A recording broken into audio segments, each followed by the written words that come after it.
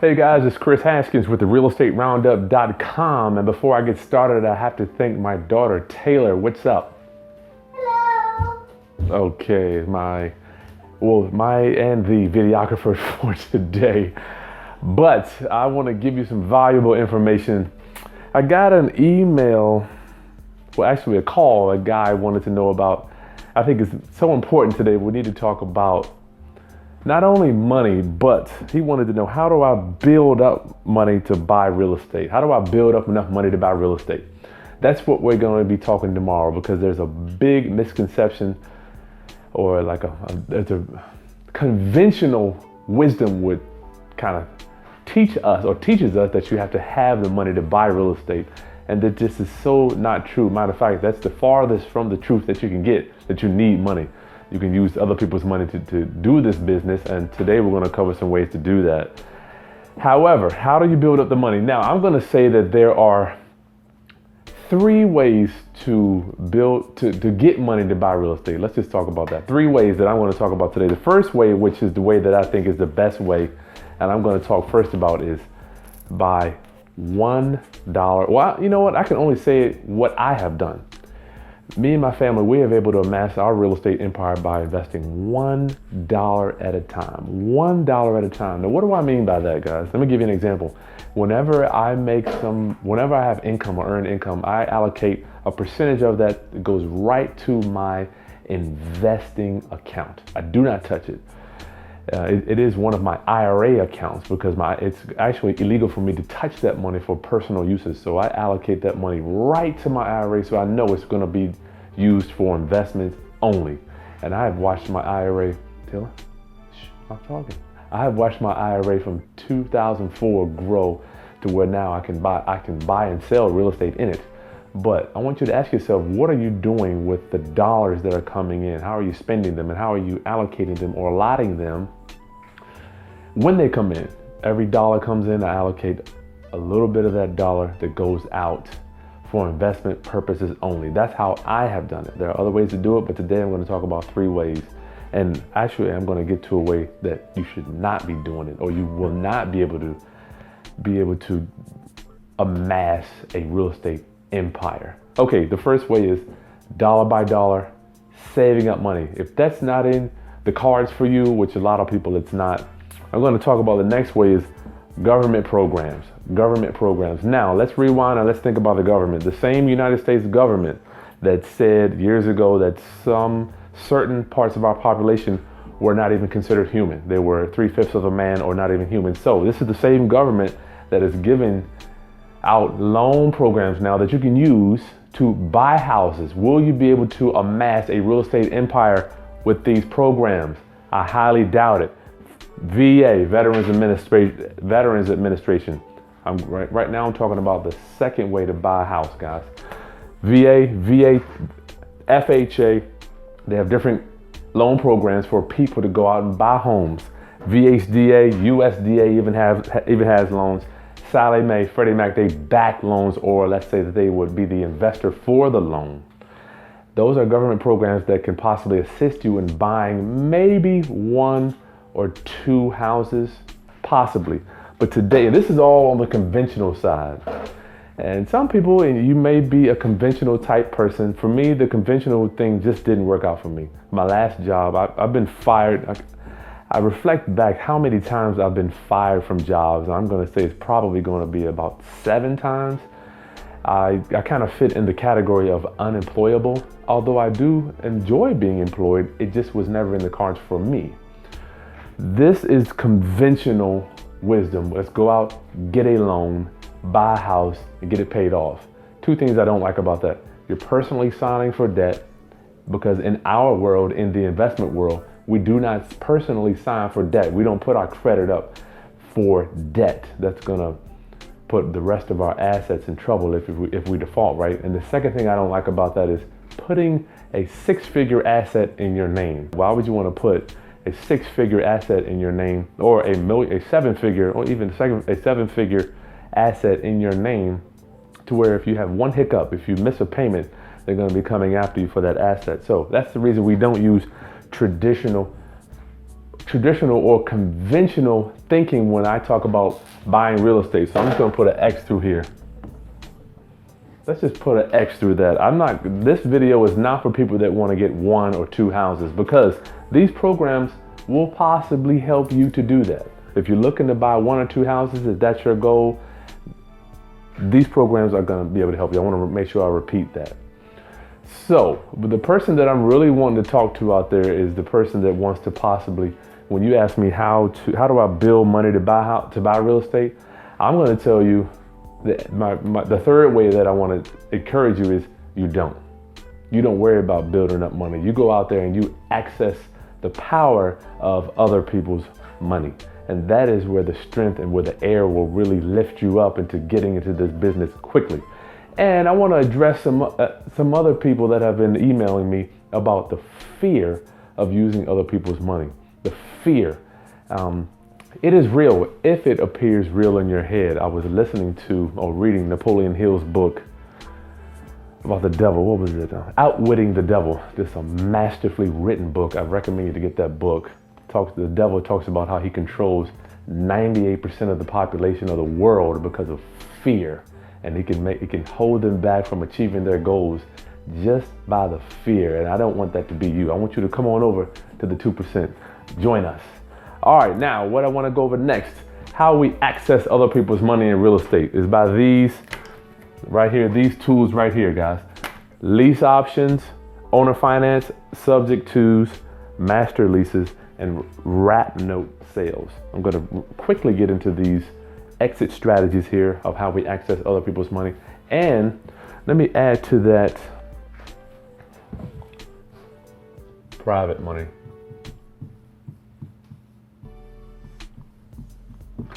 Private money, some of you out there listening may or may not be familiar with private money. You know, you don't have to go to a bank to borrow money. I pick up the phone and we get people to lend us money directly. Matter of fact, Taylor, is that letter in here, that envelope in here? Go get that envelope. We just received a big old check from a lender today. I'll show you that. You can go ahead and rip it open if you want to. We just got this in the mail today. You can open it. You can, yeah, go ahead. Just stand over here and open it up. We just got this check in today to buy a house. Let's see what this is. Rip it. In the mail, just came in the mail. This is a check here. How much is that, Jill? $40,000. $40,000. Yes, $40,000. So, let me see if we can hold that up for him. And this is just put your finger there, you can hug it. Anyway, this is a check here we just got. Thank you. My lovely assistant. This is a check we just got in today. In order for us, we're using other people's money to buy houses. That's not money we can spend. But using private money is going to be my favorite way to buy. And this is not a presentation on private money, but you don't have to go to a bank to buy houses. There are people out there that need to lend the money more than you need to borrow it. I promise you. Once I put my plan together on my house flipping machine, it was amazing how I got contacted by people that had money that wanted to give me or lend to me in order for me to continue growing my business. So if you're out there and think you need to build the money or have the money to buy your next house, it's just a myth. Do not fall into that devilish mindset or that fear that you need to have this big sum of money, because you really don't have to. All right, private money, I don't want to get too deep into it, but I just want to say, is it still rolling? I just want to tell you that you do not need to use a bank to get the access to capital to buy a house. There are plenty of people probably in your own network or in your friends that know friends that could possibly, don't do that too, that could possibly lend you the money to buy your next house. There's plenty of it out there, guys. All right, lease options. How do we work with lease options? And we're getting back to brother, and I want to pay a little tribute to my friend Troy, who asked this question out of Fredericksburg. How do we build our money? Is you don't. Lease options, we're going to actually go and obtain. There's 2 ways to do a lease option. You can either buy with a lease option, but this one here, I want to talk about selling with a lease option. A lease, when you sell with a lease options, you're giving the tenant buyer a lease that gives them 2 things: quiet enjoyment and an option to buy later down the line. So they have a yearly lease. You can do a 1 year, 2 year. I don't care if you do a 10-year lease. And then they have an option that allows them to buy between now and whatever time frame you want. It can be 3 years, 4 years, 5 years, what have you.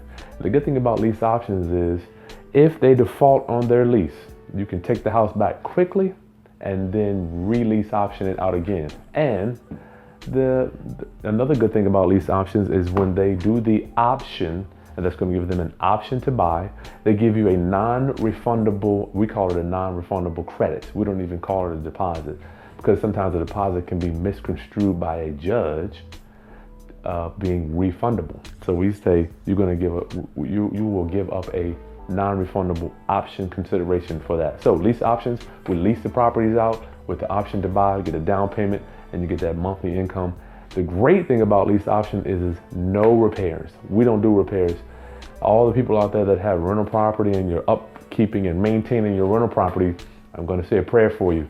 Spanky, spanky, we don't do that. We do not deal with repairs on lease options, okay?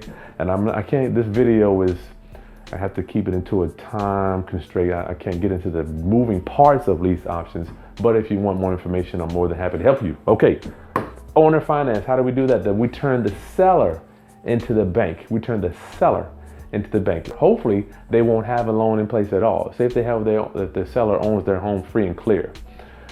We can actually tell you, you distracted me. No dancing. You can have a seat. When we're doing owner financing, we turn the seller into the bank. So we make the payment to them. If they have a loan on it, the seller will make the payment to the lender, and then keep whatever difference it is we're giving to the seller. So that's how you can actually sell the property with the loan in place. And that's going to bring us to subject 2. So owner financing, we turn the seller into the bank. Subject 2 is actually where they deed us the property and we make the payments right to the bank. Subject 2 can work whether you have equity or not. I've done them both. Now, we're buying the property subject to the existing financing. Now, I'm not going to encourage you to go out and do subject to deals as of today because there are a lot of moving parts in there, but just remember, you can buy property without paying off the existing loan. Let me repeat that. You can buy property without paying off the existing loan. It doesn't matter if there is a loan on a property. Loans and houses don't mix. You can sell either one. Let me give you an example. If you ever bought a house, or anybody out there bought a house that you had ABC lender at a closing, and then the next month or two you got XYZ lender. So they have sold that loan to somebody else. So this loan can be bounced around to many, many different lenders, just like the ownership of the house can be bounced around to many different homeowners. So the loan and the house can move around as much as they want ownership. It can be infinite amounts. So don't believe the hype when they say you have to pay off the loan in order for you to sell a house. Just not true. Subject 2, master leases. That's where we obtain a lease to a property. We obtain a lease to a property and then we sublet it out to another tenant, and we're creating cash flow. Prayerfully, let's say your master lease will be $700 and you'll be able to rent it out for an additional monthly fee of $200. So you're creating some cash flow. Do you get ownership here? No. However, hopefully you'll be able to convert this master lease into a lease option. And that master lease is not going to build you a real estate empire, but it does create cash flow for you. And wrap notes, all the people out there that own the property, if you own the house already, you can sell it and create another note on top of the one that you already have.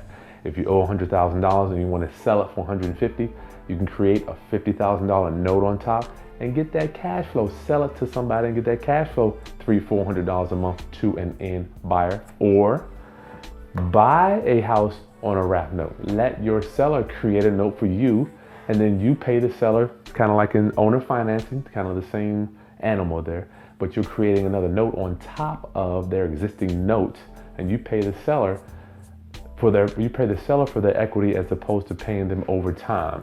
What does that create? What does paying the seller equity over time create for you? It creates, I'm answering your question, Brother Troy. How do I build up money to buy houses? You don't have to build it up. You create it, guys. We create capital and cash out of thin air using these strategies here, especially with private money. And you should be building your own bank, right? $1 at a time, $1 at a time, guys. You need to be building your bank $1 at a time. I met a guy the other day. He's told me just trying to get over the fear of getting into the business. But I like to challenge you and charge you with what is the worst that could happen. Okay, the worst, getting into the real estate business, the worst thing that could happen to you, the worst thing is somebody put a gun to your head and shoot you. That's gonna be the absolute worst thing that could happen to you, right? You go up to a home, the seller says, you know what, I don't like you, and they kill you dead. That's the worst thing. I have yet to see that happen in the business yet. Could happen to you. Yes, it could happen, but I highly doubt it. The worst thing that can happen is you end up back where you are now. You buy a house, maybe using a government program, or maybe using some, I call them unconventional strategies, conventional versus unconventional. I'm the unconventional type of guy. What's the worst thing that can happen to you guys? Worst thing that can happen to you personally is you're back where you are. You failed one time. Get over it quickly. I believe that is the key, and I'm going to quote Walt Disney, the key to success, and I'm paraphrasing, is to fail early on in life so you can get over it and move on. If you haven't had a big failure such as I have, I've been fired so many times, you need to get a failure so you can get over it. You will fail in real estate. I still fail, and I've been doing this since 2004. I lost 20 grand on a house. I lost 17,000 on a house. I fail constantly. I know my wife doesn't like to hear that stuff, but it's true. Experts still fail on real estate deals. So you're probably going to fail too. How we looking on time, Joe? Still rolling? All right, so I want to close up here. Conventional ways possibly get you one or two houses. Yes, if you want to be a homeowner or an owner occupant, conventional, probably cool. Non-conventional stuff is where the entrepreneurs and where the real high flyers go, guys. Where the big dogs roll. That's where we roll. Over this side. Private money, we use ordinary people to finance our transactions. I've got a list of people that I call, hey, Mrs. Smith, Mrs. Joe, and one lady, Mrs. P. I need X amount of dollars for this next transaction. They're throwing money at not just me, at guys like me that have the plan in place and the property or the land to build, because we're actually building a house now. Get your plan together, and private money, it will stick to you, I promise you. Lease options, owner finance, subject to, master leases, wrap note sales. Get some more information on that stuff. Today, I'm not here to teach the moving parts of it, but I want to do context today instead of content. I want to give you the, what do they call it, the 40,000 feet bird's eye view of the real estate business so I can get that fear out of you. What's the worst that could happen? You default over here, the worst that could happen, you default on your loans, right? You default on your loans, you lose your house, you got to go back to renting. You're already renting right now, so it's no big problem. Over here, no cash, no credit, what happens? You lose the property, nothing goes on your credit, you got to go back to renting either way, okay? But we want to build an empire. This is unlimited, unlimited. Here, very limited. Government programs and conventional lenders, they are only going to let you get they're only going to let you borrow so much money. I figured this out in 2010, where I started getting loans on this side here. And they said, you know what, Chris, we just don't like the way you look on paper. So that's what made me kind of transition to the private side. And now those people, they love me. They absolutely love me, and they love doing business with me because I have a plan. And I consider myself a pretty good looking guy too. However, they want their money. When I do business with people, they want their money. We pay them on the first. Everybody's happy. Okay, how do we raise the money? 3 ways. Dollar by dollar, conventional loans, non-conventional thinking over here. All right, this is Chris Hanskins with therealestateroundup.com. This has been your flip tip, and I hope it's helped you out tremendously. Comment and subscribe to my channel below. I'll talk to you soon.